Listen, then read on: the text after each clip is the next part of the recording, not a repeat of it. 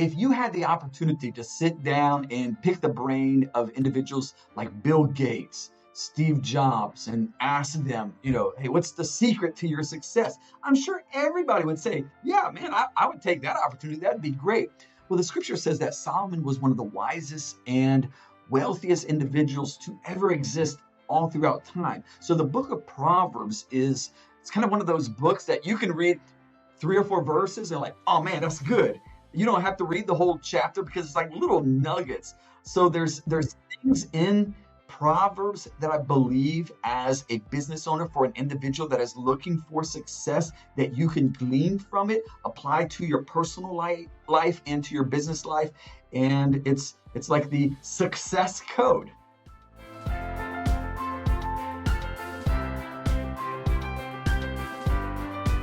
What is going on, everybody? Guys, welcome back this week to another amazing, very, very exciting episode of the Superhuman Life. As always, before we jump into introducing today's guest, guys, let me just remind you how incredibly grateful and thankful we are to have you here with us. I'm your host, Frank Rich, and guys, welcome to the Superhuman Life. What an amazing man we have on today's show. Somebody that I've originally got connected with a few years back through a fitness mastermind that I was involved in. Then our paths crossed. We did some work in the marketing space together. And I recently reconnected with him here locally when he spoke at a marketing event that I just recently attended. And man, this guy is a wealth of expertise, a wealth of knowledge, a wealth of experience. I'm talking about none other than Paul Getter. Paul is widely recognized throughout the world as the internet marketing nerd. He is one of the most successful Facebook marketers. He's in fact an early adopter. He was running ads on Facebook before Facebook was running ads. That's actually something that we talk about. But Paul Getter at one point was broke. He was struggling, like many of us, and trying to make ends meet by delivering phones, but way back in his 1996 Dodge Caravan. But then he started learning the power of internet marketing. Within just a few short years, like I said, he became sought after as one of the world's experts, spending millions of dollars per month on Facebook. Now, currently, Paul manages several multi-million dollars per month in advertising for his clients, and he's helped scale multiple business to 8 figures and beyond. He's also had the opportunity and pleasure to work with some of the leading celebrities and online personalities such as Tai Lopez, Grant Cardone, Les Brown, Lewis House, Tim Storey, Kevin Harrington, Neil Patel, Bob Proctor, and even worked with some A-list celebrities such as Kevin Hart and some other big names out there. He's been hired and consulted for many of the top marketing companies in the world. And today he helps build, optimize, and manage and running traffics for many of the top performing funnels in the world. Now, Paul has a new project, a new venture that he's even more passionate about the internet marketing space. And that is his latest book called Solomon's Success Code. So we dive deep into Paul's background, what led him into finding Facebook, how that became a massive opportunity for him, how he was able to actually see the opportunity when it was there in front of him. Is that something that you're either born with, or is that something you can actually create? How to see these opportunities out there in the world. And then we really get into unpacking his latest book, which is Solomon's Success Code, Ancient Wisdom to Succeed in Life. We talk about how this 31 books in Proverbs has so much wisdom and so much knowledge that we can actually use and apply, whether it's in business, whether it's in life, whether it's in our financial life as well. So jam-packed episode, guys, with none other than Paul Getter. Hope you guys enjoy this. We'll see you on the other side. Paul, my brother, welcome to the Superhuman Life. Thanks a lot, Frank, man. It's my pleasure to be here, bro. Yeah, man, it's so good to see you, man, again. And, we got a chance to obviously connect at Rudy's event a few weeks back. And I've known about you for a while. Obviously, we did some work with the marketing agency, RI Machines, and your nerd company and everything. So really excited to kind of dive into your story, share what, your background has kind of led you to everything that you're doing here today. And I'm really excited about talking about your newest project here, which is Solomon's Success Code and just kind of this kingdom entrepreneurship mission that you're on. So really, really excited to kind of dive in all that. And for those of you listening here, you may want to check out the video for this episode specifically, because Paul is the sharpest dressed man on the internet. So I agree. Yeah. I was going through the closet this morning, man. I'm like, you know what, man, do I want to dress up for Paul today? And I'm curious, like, do you notice when you start working with people that their level of dress kind of levels up to you? Like, have you had that impact on anybody you've worked with? I try to push people. You know what I mean? I at least get them out of their pajamas.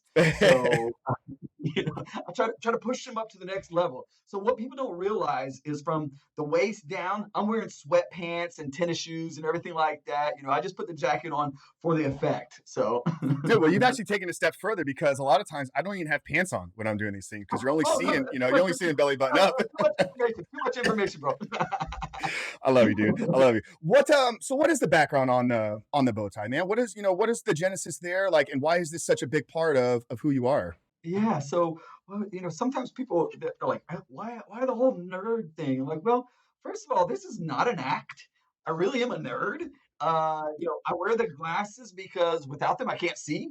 And funny story about the bow tie. I didn't always wear a bow tie, but this is kind of actually a mild jacket. If you look on my Instagram, you see I've got some pretty colorful jackets and everything.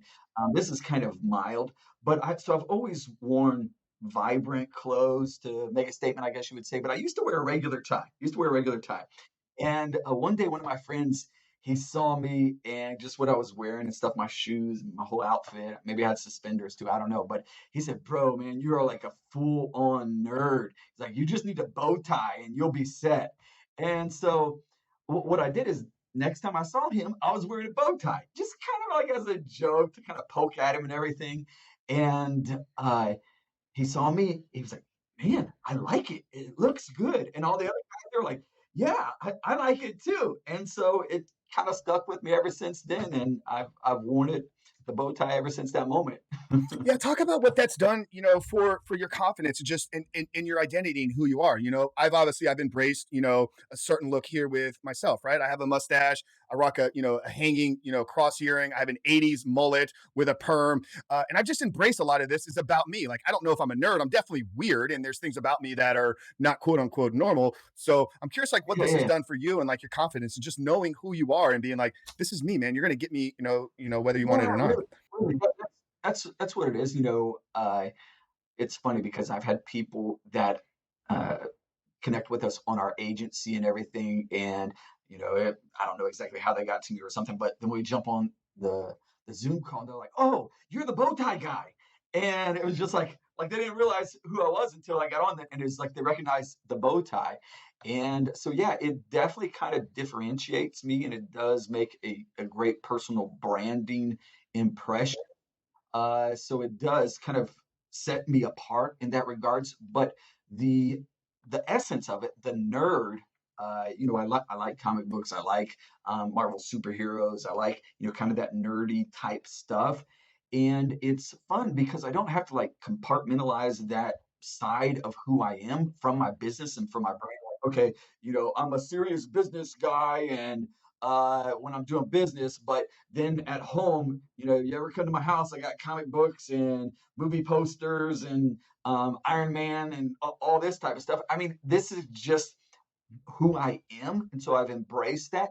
And it's interesting because a lot of people that connect with me, they connect with me like, "Oh man, I love superheroes too. I love, if you look at my content online, a lot of times I refer to superheroes and, nerdy type stuff, 1980s, retro video games, things like that." And so people that connects with, they connect with me. People that don't connect, well, that's fine. It doesn't connect with you. That's fine. I'm still me. So I'm just authentic in who I am. Yeah, you're speaking to a lot of key principles here, in terms of building a brand, having a separating thing about your look. I know Dan Kennedy said something way back in the day, like those that have distinct features, whether it's a facial hair or a bow tie like yourself, they will make more money, right? Like, because at the end of the day, like you said, people get on a sales call with you and you're like, "Oh, you're the bow tie guy. I know something about you now." So there's that piece there. And then you even took it a step deeper. It's like the authenticity side of the, things, right? It's like, we're going to get to St. Paul, whether we're going to have a conversation with you at an event, on a podcast here. I'm going to see you next week at Rudy's wedding. I'm assuming like we're going to have the same conversation that we're having here today. And that's what I've really tried to pride myself on as well. I know I'd mentioned to you kind of the work that I do is helping guys overcome porn addiction. I think for guys that are really struggling with that, it's like really being authentic as to who you are. That's something that they all struggle with. But just like you're the same Paul no matter where you are. I try to be the same Frank, whether it's on a podcast, it's at the gym, it's in a coaching client, it's coaching Little League, or it's at church. Like, my goal is always to be in alignment with who I was created to be. So I think you really spoke to something really powerful there. Yeah, yeah. It's fun because you don't have to pretend like you're something else. I don't have to pretend like I'm serious business guy. And obviously, I do business, but I like to have fun. I like to embrace who I am and these quirky, nerdy characteristics of myself. That's who I am. And if you meet me at an event or if you meet me at the gym or wherever, that's who I am. And obviously, I'm not always wearing the glasses and the bow tie, but the personality and the persona and those attributes that I connect with in individuals, that's who I am everywhere. Yeah, no, I love that. Love that so much. Well, let's go back a little bit of time. Let's do a little storytelling here, Paul. That's what we really enjoy doing.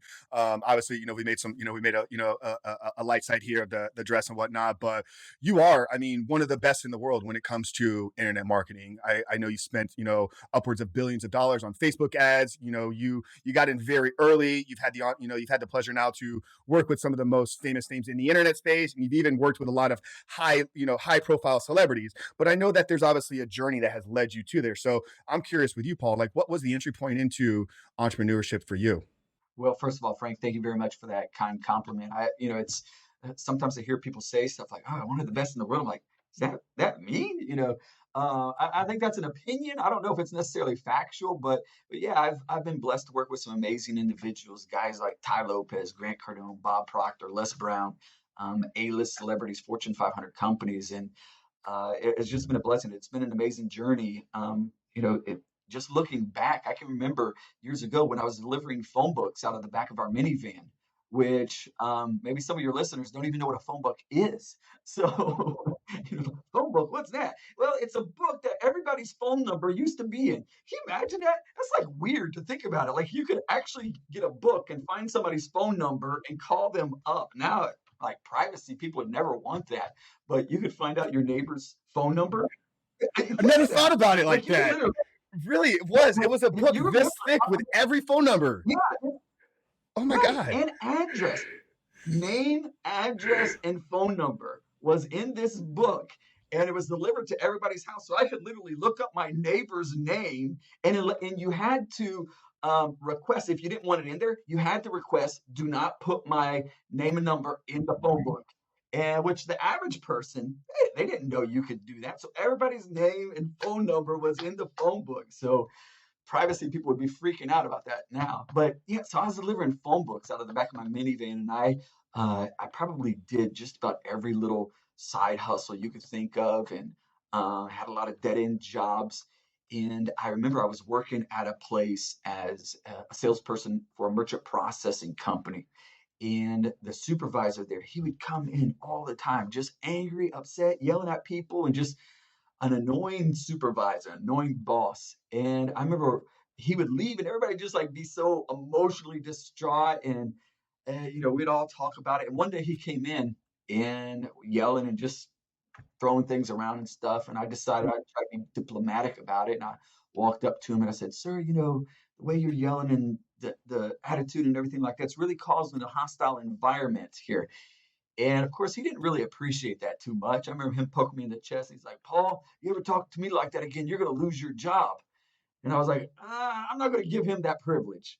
So I had been kind of like working a little side hustle, helping businesses build websites and get their presence online. And at that moment, I realized I kind of had to, double down on that side hustle. And so I started exploring around with, online opportunities. And like many people who first get into that journey, it's like, okay, what can I do? How, there's so many voices and noises and sites, do this, make money, do this, make money. And I remember one of my friends went off to college and they said, "Paul, you got to get on Facebook so we can stay connected." And again, this is like when Facebook was first being launched.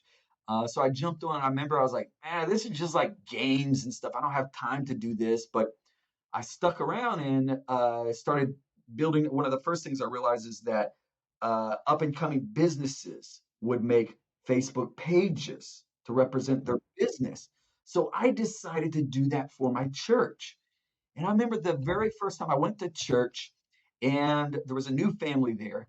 And I walked up to them like, "Where did you hear about us from?" And they said, "Oh, we saw you on Facebook."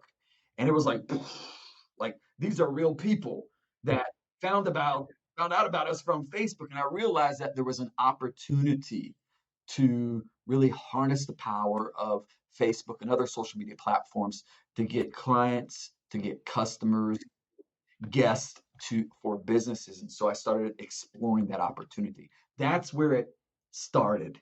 Yeah, where do you think that came from, right? Like that specific way that you kind of look at things, right? I think that's something unique about maybe an entrepreneur, maybe the way that we're born, maybe the way that our brain works. I'm curious with you, like, do you feel that entrepreneurs are born or created in specifically with you seeing the opportunity there? Was that something that, you know, you were always looking for opportunities? Is it something like were your parents in business entrepreneurship? Like, where did that come for you specifically? Well, I think my upbringing kind of pushed me into an environment that you had to do whatever you could to make a dollar. I was the kid that was going door to door with a lawnmower to mow people's grass, $2.50. We would mow your grass. I was the kid that was delivering newspapers and doing every little side hustle. So we would sit around, okay, maybe we can go door to door, wash people's car. Maybe we could do this. Maybe we could. And so we did every little thing. I remember I was probably about uh, 11 years old. We lived in a big apartment complex.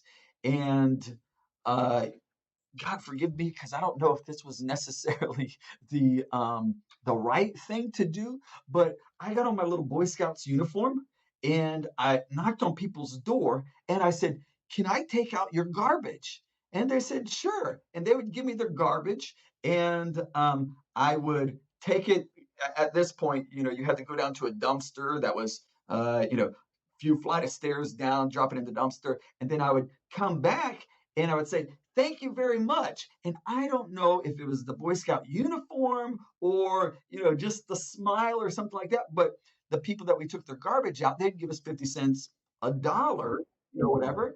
I never said that I was going to donate it to the Boy Scouts or anything like that, but I just felt like the Boy Scout uniform was good marketing. So, Well, that's the early years of Paul in a suit doing sales and persuasion, right? Like realize right, like if I right, look good, if I'm clean and I'm put together well, like people will yeah. people will listen to me. Like I think you So you you were onto something way back then. So you do that the entire day, door to door. Every person give you 50 cents, a dollar. I made $20 in one day as a 10-year-old. I was balling. So I think that upbringing, that mentality kind of put me in a position where I was looking for opportunities. Gotcha. So do you think entrepreneurship is more of a nature, like you're born, or is it nurture? So for you, it sounds like it came out of the home environment. And I've had a lot of people on here, myself as well. Like that was kind of my story. I was the kid pushing the lawnmower around, $10 for the yard. And then I realized, oh, I could actually charge five more if I bring the weed eater with me as well. So I was, creating upsells and what like that, adding more value to the customers. And I don't know if that came out of the environment or that was just, I believe that was just who I am. So I'm curious for you, do you think entrepreneurship is more of a nature or a nurture product or a mix of both? Yeah, I would say it's probably a mixture of both because I wouldn't recognize. I don't that is a great question because I was very inventive. I remember when I was real young, I was like drawing things, trying to invent stuff, and so there was that curiosity and kind of a psychology that I guess was innate. But I look at some people and that obviously I think that you can teach entrepreneur thing, but I think there probably is a certain giftedness and that you recognize it and you see it that the average person doesn't have, that it is probably a gift because I've got friends that I work with that I we both see the same thing and then I'll say, "Look, there's this opportunity," and they're like, it's like, "Brilliant. How did you ever think of that?" I'm like, "You didn't see that?" I do think that there is probably a certain giftedness or talent that is you're born within it. Yeah. Yeah, no, I probably would agree, with that kind of diagnosis. It's like, yeah, there's got to be some innate, abilities or the way that you see certain things, but then yeah, the skill sets need to be acquired, right? Like you can't just be born and be like, yeah, I'm going to be an amazing entrepreneur. You get the rare breeds, probably you and I maybe know a few of those individuals, but it's going to require a lot of skill acquisition there as well. So, returning back to kind of your story. So you start building some websites. You're early adopter to kind of the Facebook pages. How does that take us from building groups for a church to one of the world's leading internet marketers, working with Tai Lopez, Les Brown, A-list celebrities? Like fill in the gap there if you can. Yeah, it's a great question. So it was one of those things. I found myself working with cool clients. I was working with good companies, and you have to think when I'm doing this, the term internet marketer, social media marketing agency did not exist. Mm. I mean, this is What like year? What year are we uh, talking about? this is before 2008. Wow. Okay, so You very know, early so Facebook. yeah, yeah. Uh, so it was very early. So I remember someone saying the phrase social media marketing agency, and I'm like, hmm, I think that's what I am. Is it? Yeah, that's what I am.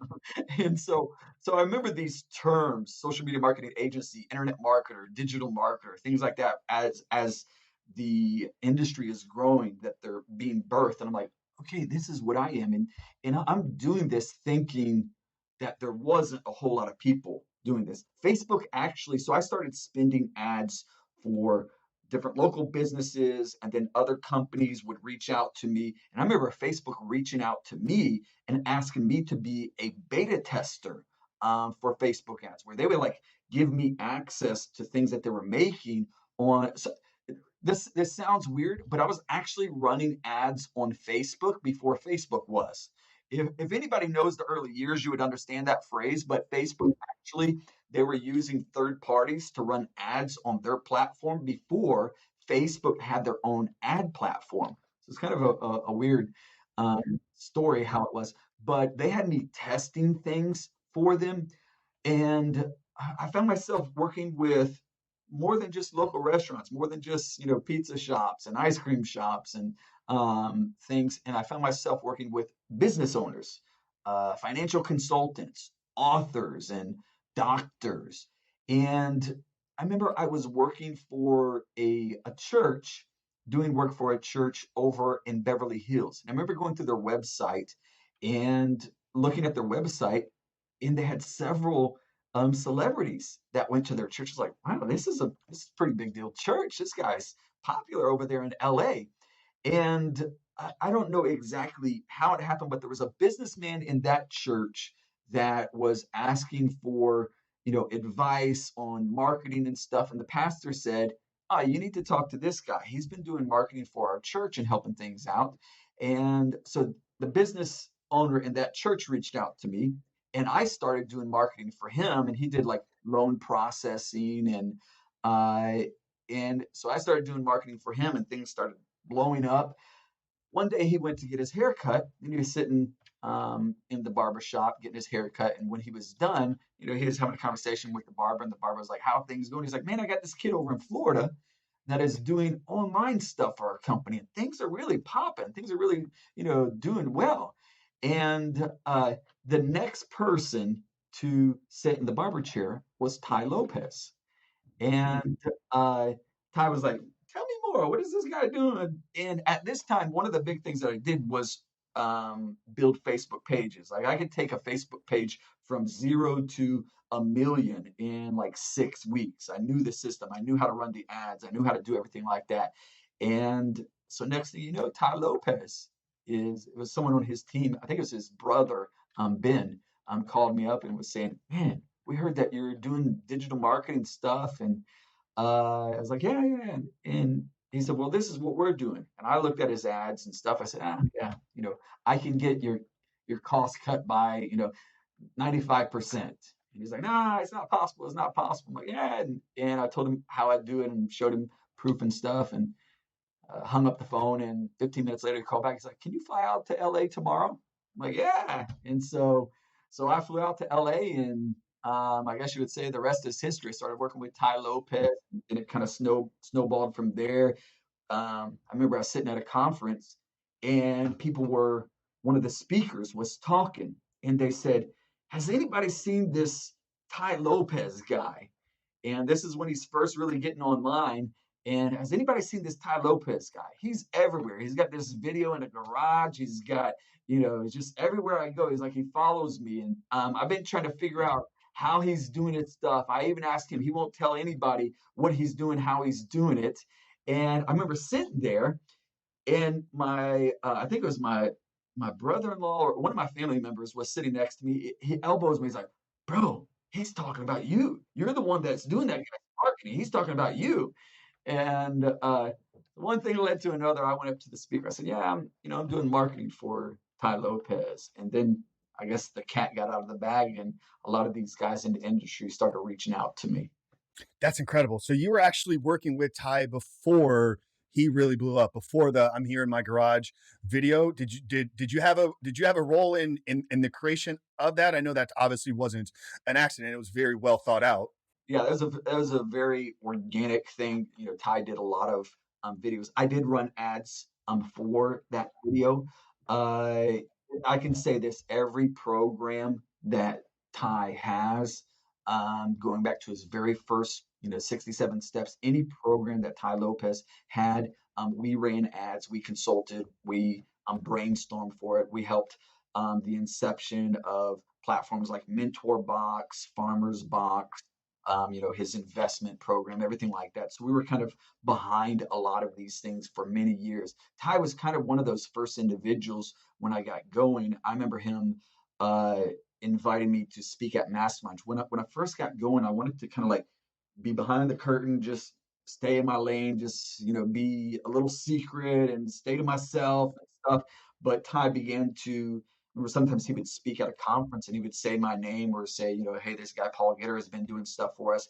And next thing you know, my DMs are going crazy, people reaching out to me. And then he would invite me to speak at his events and stuff. And he kind of really pushed me to do more than just sit behind a computer and do stuff, but he kind of encouraged me to teach and mentor and speak and kind of invest in my own personal brand.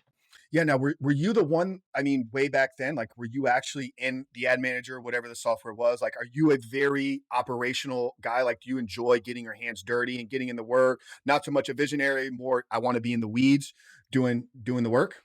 When I first got started, I did everything. I ran ads. I spent hundreds of millions of dollars on ads where I ran them, I set them up, I did it. I built funnels, I did everything like that.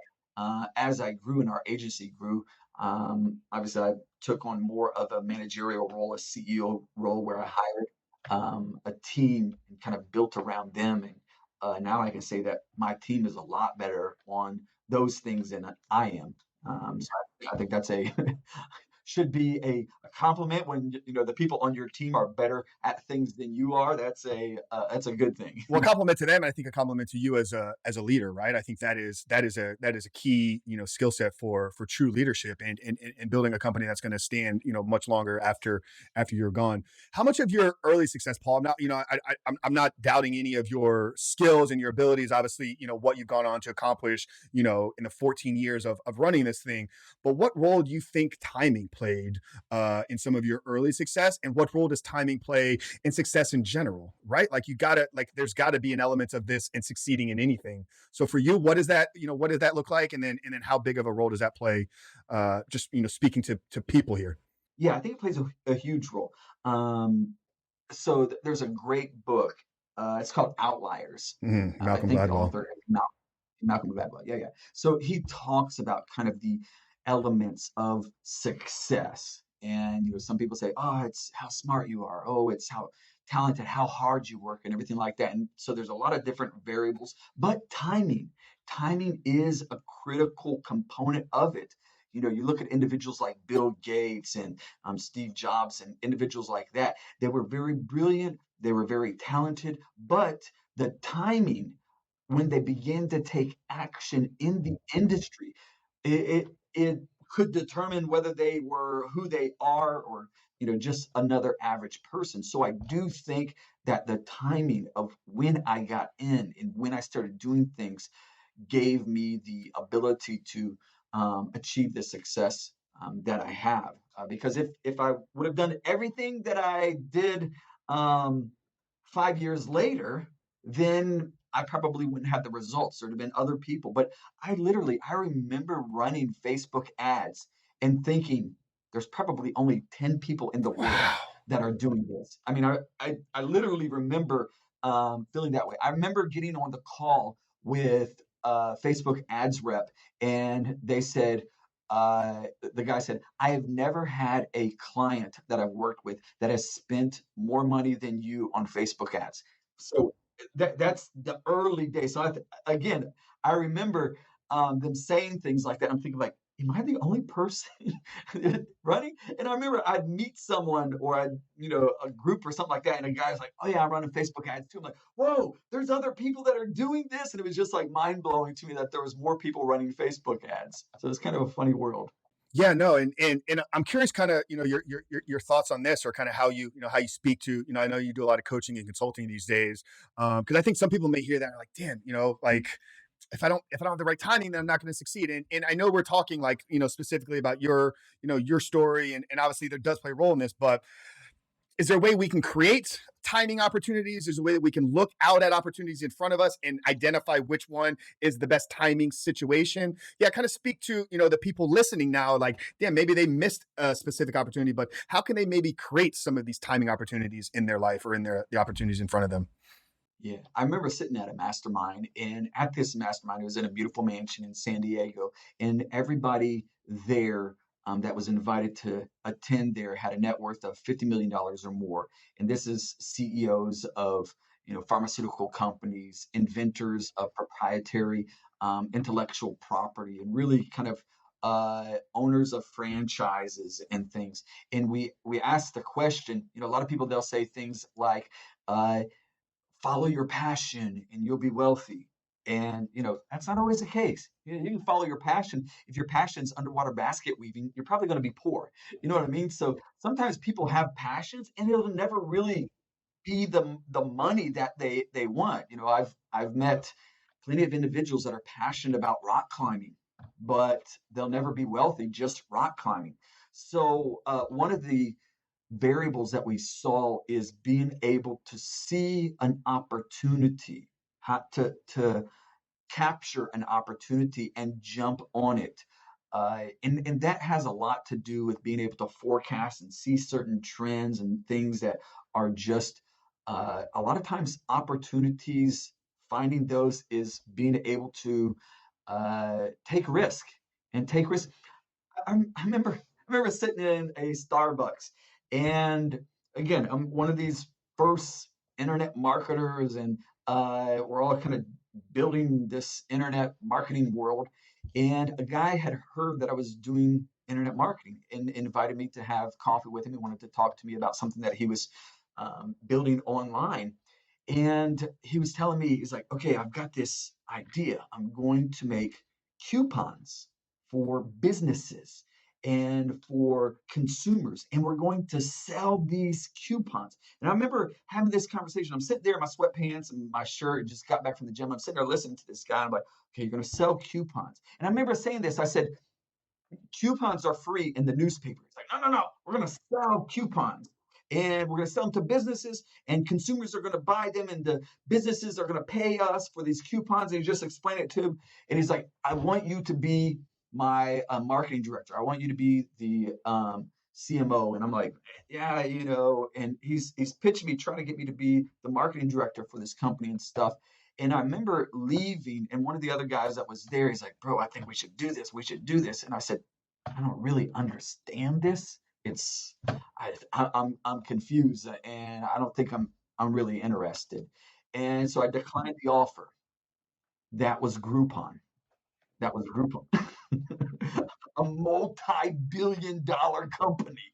Can you imagine how many times I have kicked myself on, doesn't doesn't make any sense. That's stupid. A lot of times, stupid ideas today are brilliant ideas 10 years down the road.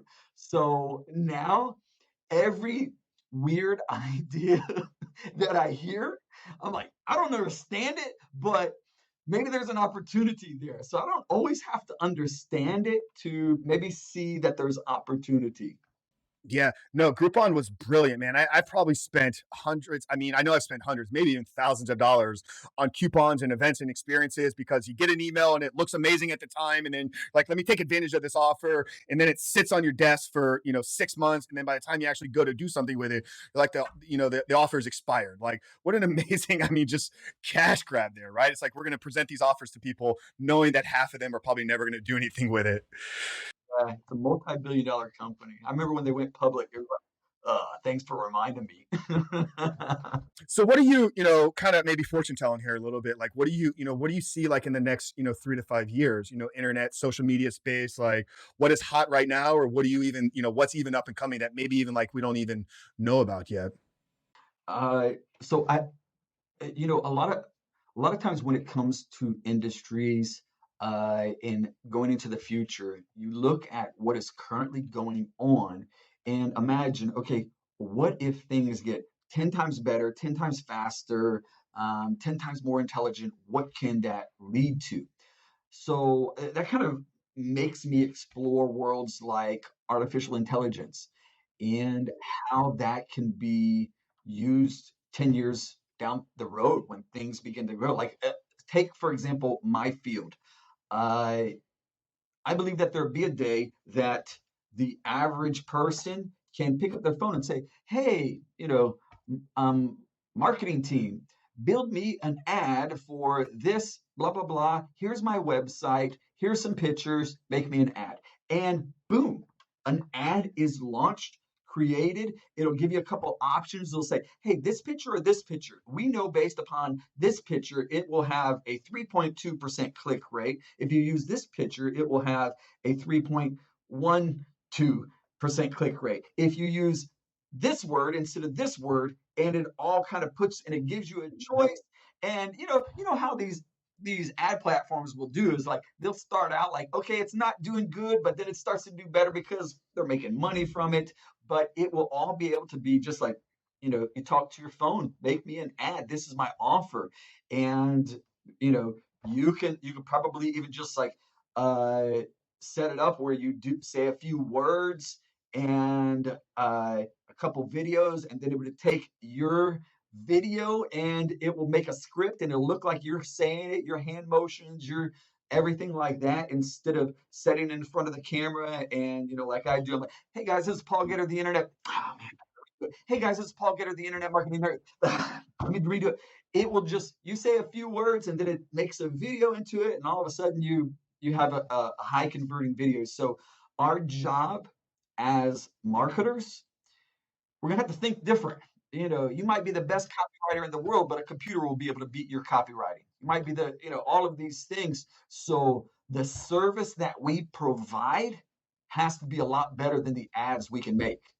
That interpersonal, the relationships and building a community and building relationships will be even more important than it is now. Than, man, I'm the best copywriter, I'm the best at ads, because the plane level, the level, everything will be level. It'll be kind of like everybody be an amazing marketer because of the AI now. I feel like we're already kind of seeing that the need for the relationships, and kind of we're probably in the early stages of exactly what you're describing, right? Like, gone are the days of you'll still get it in some email circles, but it's not as direct response online as it used to be, right? Like, you used to be able to throw an ad up, sloppy image, horrible copy, you click on it, and then there's a great VSL or long form sales copy. There's no like trust, there's no relationship, the person buys. These days now, it's like you got to get in the DM, you got to create relationship with the people, no like trust factor, and then it's probably, if you're selling high ticket stuff, it's going to lead you to a sales call. So yeah, I think we're probably already kind of seeing the early stages of what you're talking about here. So our interpersonal skills, what we deliver as a product or service, things like that are you that's what you're gonna have to rely on. It's gonna be more than just an ad, because the guy that is doing the same thing as you, he can click a button too and get good performing ads. So our deliverables, our relationship, those connections are going to be more and more important. And even the need for IP, right? Like intellectual property, like things that are yours, information, whether it's courses, programs, knowledge. It's like the tactical stuff, like even you're saying, copywriters are going to be gone. We know obviously warehouse workers are going to be gone. So if you're going to make it in the future world, like you're going to have information, knowledge that is yours that you can package and sell to the people. Would you agree? Yeah. Chase Bank actually did research on this and testing. It had AI make copy and had a copywriting team make copy. And the copy that AI made outperformed the Wow. copywriting team. So, it's just going to get better and better and things like that. So, our relationships, what we do, the services that we offer, it's going to be better. We have to be better. A lot of times, like I can tell you the days before there were pixels, like pixels, if anybody knows anything about marketing, pixels are an amazing tool that help you find your quality audience and everything.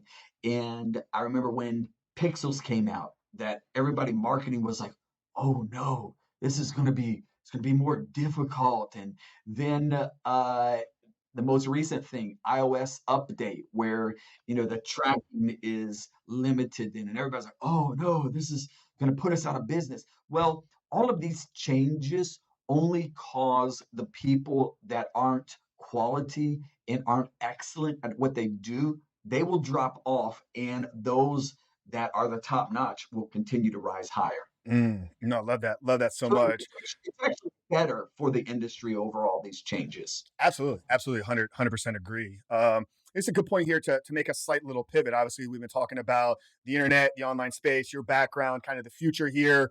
But the success, the path to achieving the success in this future world was written in ancient times, right? And I know that's kind of what your latest venture is about. So you have a book that by the time that this airs will be out, will be released. It's called Solomon's Success Code: Ancient Wisdom to Succeed in Modern Life. So Paul, tell us a little bit about the story, and the genesis of you wanting to create this book and kind of this new movement that you're creating.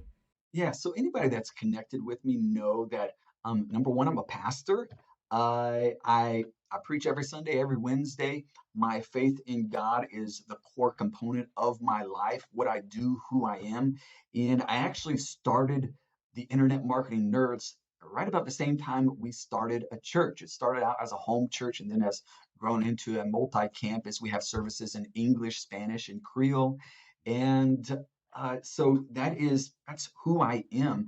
And full confession, in getting started initially in the internet marketing world, I think I tried to compartmentalize my faith in my business. Where, if you follow me, you'll figure it out. If you work with me, you'll figure it out. If you've ever been to an event that I speak at, you'll figure it out. But it's always been kind of like, okay, I never wanted to come across as I'm the Christian marketer guy. You know what I mean? It's just like, okay, I'm a marketer. Yes, I'm also a Christian, but I never wanted to be like, that's my stick. Oh, he's the Christian marketer, because I didn't want to come across as inauthentic. But I have really felt that there is, how can I say this? Sometimes in the Christian world, people are like 10 years behind on things, whether it's the church, whether it's Christian business leaders, whether it's Christian entertainment. They're like 10 years behind on things. I actually, this past week on Saturday, did an event targeting and inviting those that were kingdom minded to a marketing conference, because I think that when we can use the tools that are available for us, whether it's internet marketing, entrepreneur type skills, that we can do it in a way that can make a bigger impact for the kingdom of God. So these are powerful tools. And if anybody should be the best at it, God's people should be the best at it. So this book, God's Success Plan, Solomon's Success Code, I'm also connecting it with a program where I teach people entrepreneur skills from biblical principles. Look at it this way. If if you had the opportunity to sit down and pick the brain of individuals like Bill Gates, Steve Jobs, and ask them, hey, what's the secret to your success? I'm sure everybody would say, yeah, man, I would take that opportunity. That'd be great. Well, the scripture says that Solomon was one of the wisest and wealthiest individuals to ever exist all throughout time. So the book of Proverbs it's kind of one of those books that you can read 3 or 4 verses and like, oh man, that's good. You don't have to read the whole chapter because it's like little nuggets. So there's things in Proverbs that I believe as a business owner for an individual that is looking for success that you can glean from it, apply to your personal life and to your business life. And it's like the success code. So that's where it kind of comes from. Yeah, no, I love that. And what you said there at the beginning, about maybe the church being, 10 years behind. I think in some, some areas, like they're even further behind. It's obviously something I've dealt with, and a reason I planted my flag so deep in the porn addiction space, right? Like, when you look at the statistics, just speaking about porn addiction here, this is a Barna 2019 research studies, 57% of pastors admit to having their own struggles and issues with porn addiction. 64% of youth pastors admit to having this problem. Only 7% of churches, though, have a course or program dedicated to helping men overcome this. So a big part of our mission and our focus with Rebuild Recovery is speaking directly to that Christian community, that Christian space. I've had multiple ministry leaders and pastors and heads of churches come through our program because they don't have the tools necessary. So I'm so glad that you kind of saw that was a hole in the church, a hole in the space. You're like, I have what is needed here, because I think that we need Yeah, more yeah. leaders But it's reaching up. I look at, again, I've been blessed to work with a lot of these big names in the entrepreneur space, but I want to take those skills and put those in the hands of kingdom-minded people so that they could accelerate their gifts, their ministry, their calling, and a greater impact for the kingdom of God. So yeah, these tools they work. If you want to apply them to your church, they work for your church. If you want to apply them to your business, they work for your business. So I want to empower and equip people that are kingdom minded because, I just did an event in New York. We called it Kingdom Global Impact. We did it with a good friend of mine who's actually a coaching student of mine. His name is Pastor Mike Signorelli. And we did this event, got a bunch of entrepreneur minded people, and it was really interesting because at the end of it, I had people coming up to me crying, like, this has changed my life. This has changed my vision and stuff. So being able to equip kingdom-minded people, I can say, I've had a role in, okay, let's say they impact 100 people, 1,000 people. Well, I planted that seed and given them tools to make a bigger impact for the kingdom. Yeah, it's incredible. And when you use the word kingdom minded, is it exactly the same as Christian, or is there a difference between a Christian and a kingdom minded individual? Yeah, well, I think that a lot of times, you say Christian, and everybody's a Christian. You know what I mean? And I don't mean that derogatorily, but some people are like, oh, I'm a Christian because they go to church on Mother's Day or Easter or something like that. But yet their core beliefs, their life, and how they live is not necessarily a Christian oriented life. So when I think kingdom minded people, I think people that are invested in the kingdom of God and they understand, hey, this is more than just a little label that I have, but this is something about building God's kingdom. So that's kind of a part of it. But also, if we use the word Christian on Facebook ads, it gets declined. So we have to be careful. Yeah, yeah, yeah. So I will say in Facebook's defense, if you use the word Muslim, if you use the word any religions, because they actually have uh, policy against targeting people based upon their religion. So we have to kind of be careful about doing that. So kingdom minded is compliant. But yeah, so whether you're a Christian, whether you're kingdom minded, we're wanting to empower people that have a mission and a calling for the kingdom of God and give them the tools that it's necessary to do that. Yeah, no, I appreciate you kind of giving both answers there, right? You kind of gave the marketing, the business one, but then like on the heart, right? Like, we all know people like, yeah, I'm a Christian. I have a cross on the wall at the home, or maybe I was born in a Christian home, or maybe I read the Bible once, so I'm a Christian. Yet when you look at how they're living their life, their values and principles, there's nothing Christ-like about that. So I'm glad you kind of made you made the difference there. Here's a question, I think that maybe resonate with some of the people here in the audience. Like, if the person is a Christian, but they're not walking out a kingdom-minded life, what are some steps that they can actually take to begin to be more kingdom-minded in how they live and operate in the world? Yeah, so I think that sometimes people are afraid to allow their faith to show, especially in our entrepreneur world.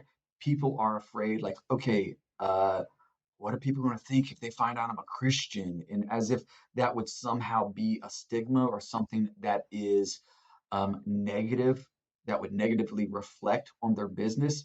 Well, again, that if you are sincerely a Christian, authenticity in marketing and in your personal brand is something that you have to be congruent in who you are and what people see.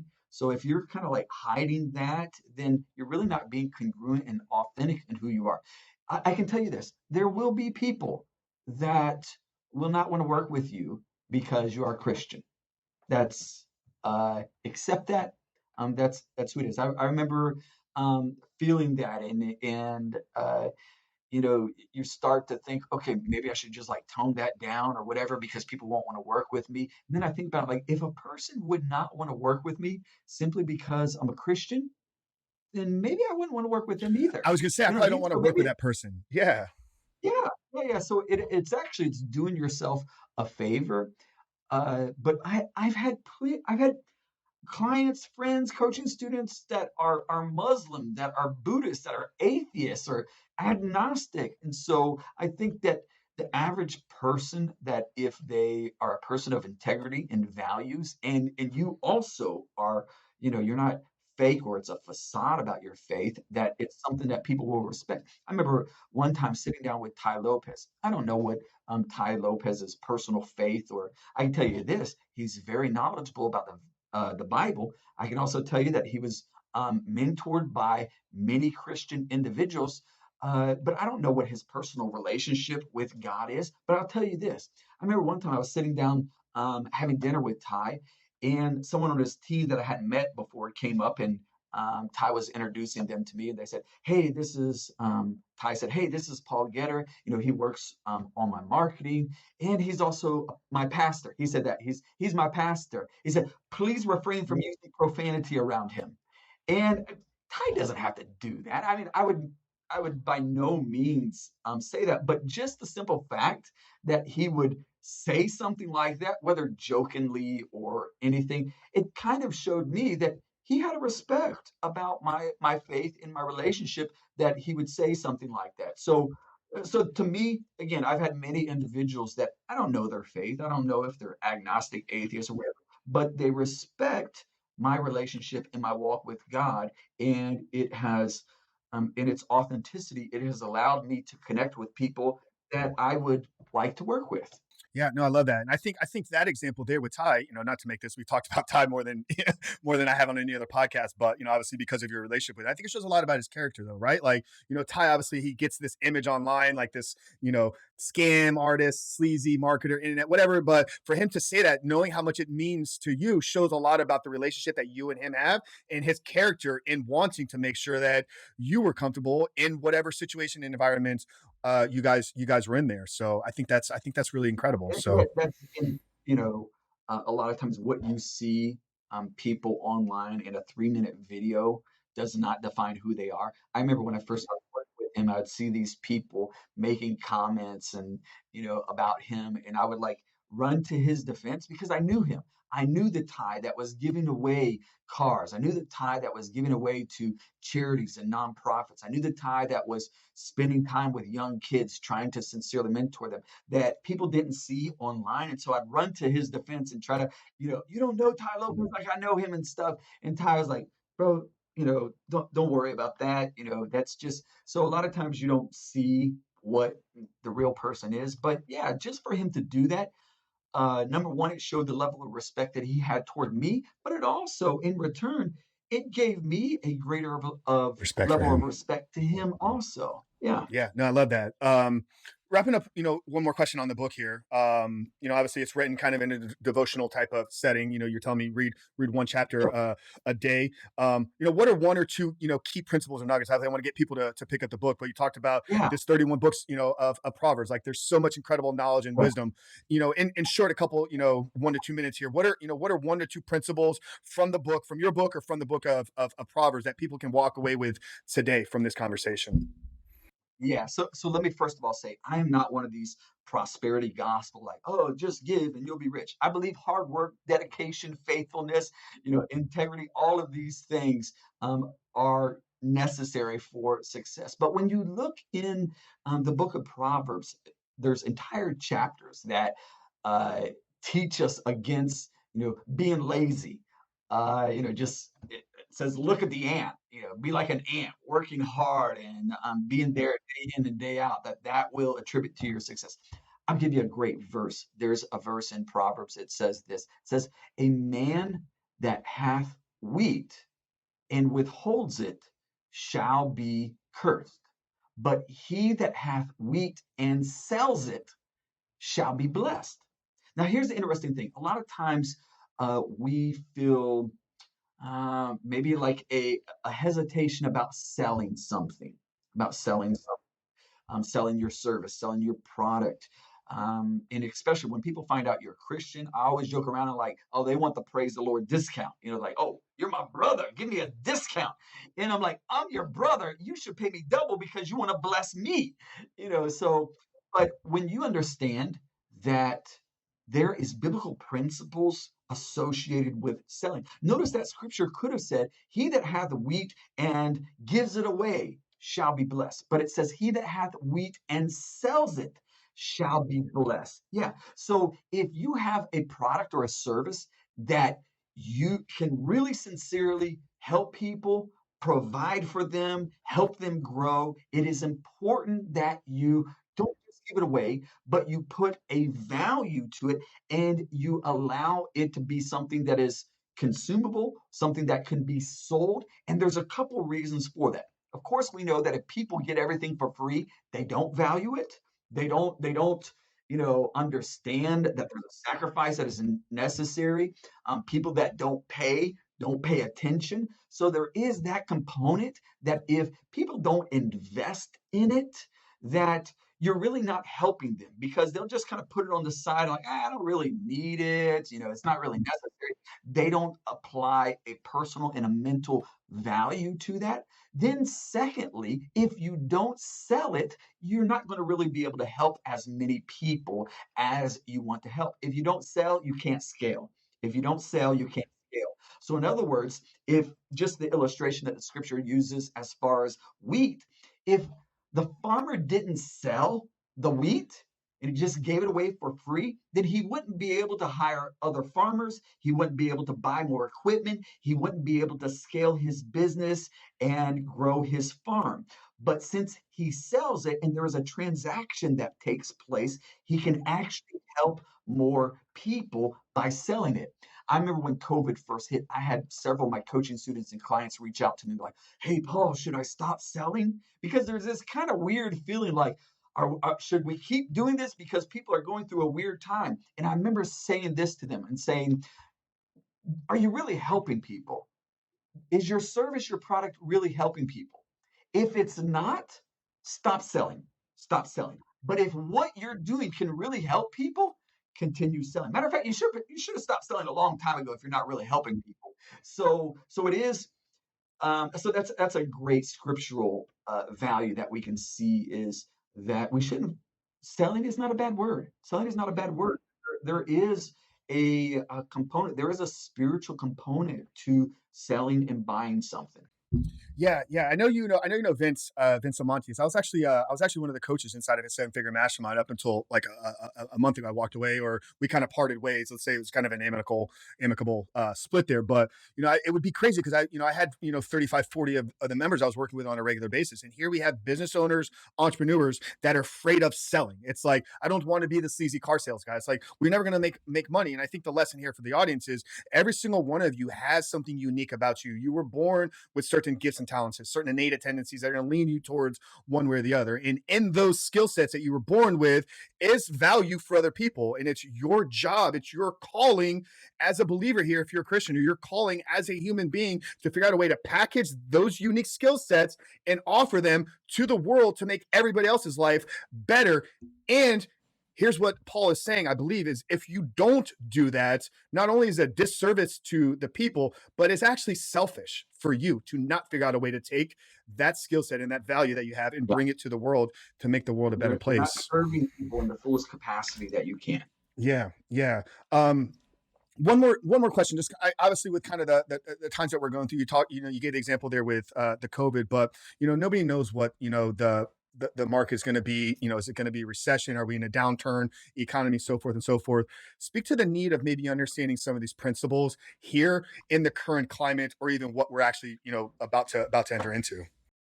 Yeah. So here's one of the things that you look at is there are certain occupations, there are certain jobs, there are certain skill sets that are limited to a certain time, certain group of people.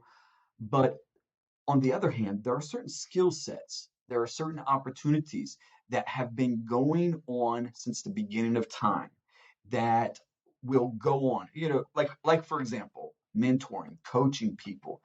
That is something that has been going on since the beginning of time. You look at Socrates, Aristotle, individuals like that, whether you like it or not, they were mentors. They were mentors. Look at Jesus was a kings coach and and mentor. Jesus was a coach and mentor.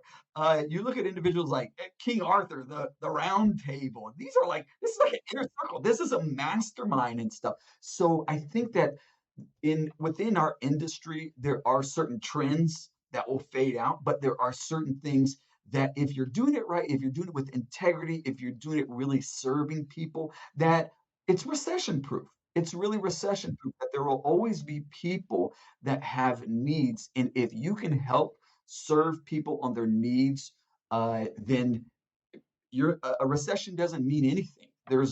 It could be opportunity for you. So don't allow recessions and economic changes and everything like that to scare you, because if you can really serve people, there's going to be more people that need to be served in times of recession. Yeah, absolutely. And I was actually having this conversation with somebody yesterday who's a member inside of the mastermind with me. Very successful business he runs, and we were talking about in times like this, market to the more affluent, up your prices, become more of a premium service, right? Because money's not disappearing from the earth, it's changing hands. So there's still going to be people that have money and are willing to spend it. And if you have the services to offer them, they're willing to pay top dollar if you can provide the value. Once again, it comes down to the deliverables on the back end. Don't sell them a piece of garbage, like sell them valuable growth for whatever, parallel or industry you're working in. So Paul, this has been amazing. I really, really appreciate your time and knowledge and just all your, internet marketing wisdom and knowledge in the book of Proverbs here. Obviously, we have, I want to end the episode with our last question. We end every single episode here. But I want to give you an opportunity here to kind of plug your stuff. If people want to connect more with you, if they want to find the book, where can they find the book? So yeah, drop all your links and channels here. Where can people get more of Paul? And then we'll end the episode with our final question. Yeah, so the easiest way to connect with me is on Instagram. Instagram is kind of like my primary platform. My Instagram handle is Paul, just Best name ever. Paul. Yeah, so give me a follow, send me a message, tell me that you heard me on the Superhuman Life podcast, and I always respond to all my DMs. If I'm not there, my team will say, "Hey, Paul, this guy heard you on the podcast, wants to chat," and I'm happy to chat with you. Love that. Yeah. So we'll get Paul's Instagram down there. We'll put a link to the book as well, since that'll be out at the time of this episode releasing. So Paul, we end every single episode here with the last question. Obviously, the title of the show is The Superhuman Life. For me, when I talk about living a superhuman life, it's really a belief system, or the way I try to show up and live in the world every single day. And it's things that we touched on throughout this episode, right? Like the belief that I do believe we're all created for a specific purpose. There's a calling on each one of our lives, but knowing that isn't enough, right? You need to be intentional. You need to work hard at developing those skill sets and bringing them to the world. So for me, a superhuman life is when you're combining that understanding of your passion and purpose with a relentless attack of creating that value to the world every single day. But I like to end the episodes here with getting the guest takes. So Mr. Paul Getter, the internet marketing nerd, how would you define living a superhuman life? Superhuman life is having a personal fulfillment that you are making an impact. A lot of times we define success by income or status or anything like that. But when it's all said and done, how much money you have, the type of car you have, or how many followers you have, isn't going to mean anything. What's really going to matter is the impact. How many lives have you changed? How many individuals have you served? How many people have you helped? That's what makes superhumans, is serving others. Jesus said it this way: the greatest among you must be the last. The first shall be last, and the last shall be first. So it's about serving others. You'll always, you can use this catchphrase: you'll always be super when you serve. Love that. Love that so much. That's a perfect way to end today's conversation, guys. You heard it out there. Service first, lead with a giving hand, and all the success that you could ever, possibly dream about is going to be yours. Paul, brother, we appreciate you so much. I'm looking forward to seeing you next week. Spending some awesome time with you up there in the mountains, guys. If you got value out of this conversation and you want to help us continue to grow this mission and movement, you can support us in one of two ways. First off, if you haven't done so yet, leave us a 5-star rating and written review, whether it's on Apple, Spotify, whatever platform is out there. But most importantly, if someone in your life needs to hear this conversation, maybe something that Paul shared, maybe something that I said throughout this hour-long conversation really sparked you, like, so-and-so needs to hear this. Do us a favor, but do them a blessing by sharing this conversation with them. But for Paul Getter, Frank Rich, we love you guys, and we'll see you next week.